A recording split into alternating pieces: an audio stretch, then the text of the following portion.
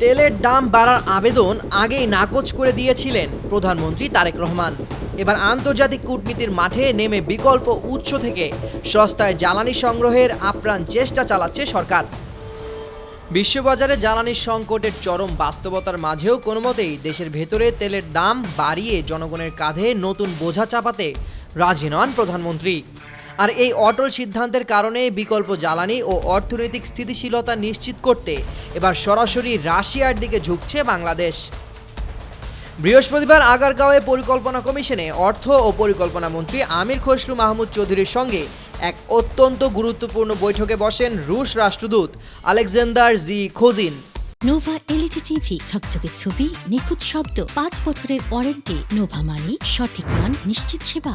সংসদ অধিবেশনের কারণে রুশ রাষ্ট্রদূতকে মন্ত্রীর দপ্তরে দীর্ঘ 1 ঘন্টা অপেক্ষায় থাকতে হলেও এই দীর্ঘ প্রতীক্ষিত বৈঠকের মূল ফোকাস ছিল দেশের ভবিষ্যৎ জ্বালানি নিরাপত্তা।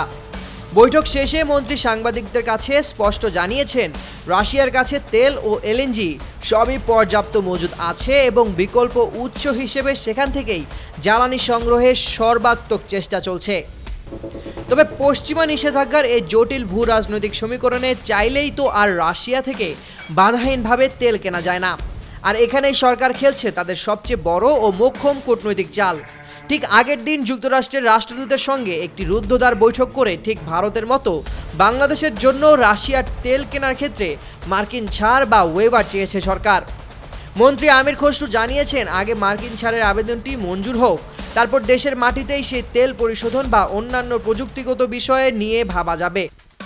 এর পাশাপাশি বিদ্যুৎ খাতের চাপ কমানোর বড় একটি সুখবরও মিলেছে এই আলোচনা থেকে। বহু প্রতীক্ষিত রূপপুর পারমাণবিক বিদ্যুৎ কেন্দ্রের উৎপাদন আগামী এপ্রিলেই শুরু হতে যাচ্ছে এবং জুন জুলাইয়ের মধ্যেই জাতীয় গ্রিডে যুক্ত হবে প্রথম ইউনিটের 1200 মেগাওয়াট বিদ্যুৎ। সব মিলিয়ে বর্তমান পরিস্থিতি অত্যন্ত পরিষ্কার। সাধারণ মানুষের উপর জ্বালানি তেলের মূল্য বৃদ্ধির নির্দয় খোরক কোনোভাবেই না চাপিয়ে বরং যুক্তরাষ্ট্র ও রাশিয়ার মতো পরাশক্তিগুলোর সঙ্গে অত্যন্ত কঠোর ও ভারসাম্যপূর্ণ কূটনৈতিক দর কষাকষির মাধ্যমে এই কঠিন সংকট মোকাবেলার এক লড়াই চালিয়ে যাচ্ছে বর্তমান সরকার। সামিউল জয়, একুশে টেলিভিশন।